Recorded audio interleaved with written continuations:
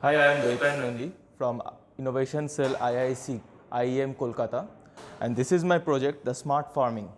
So here we can detect the soil moisture from the probe which is connected to the ESP8266 node module. The information that is collected from the probe via the ESP8266 comes to our phone.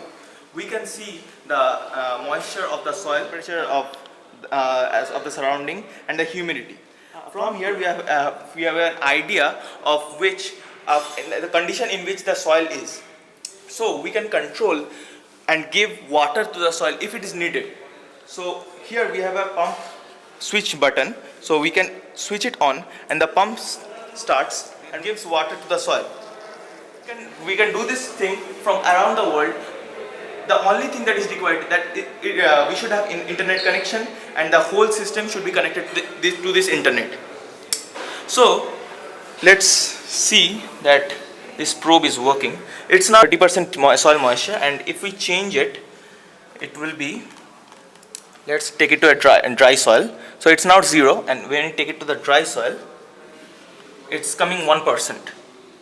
1 or 0, it's around 1 or 0. So it's sand, it's totally dry. Now when we take it to a real wet soil, now see, it's 87%. So it changes when we give water, it changes, the soil moisture becomes higher. So as required, we can give the amount of water the soil needs. So again we are putting it to the normal one.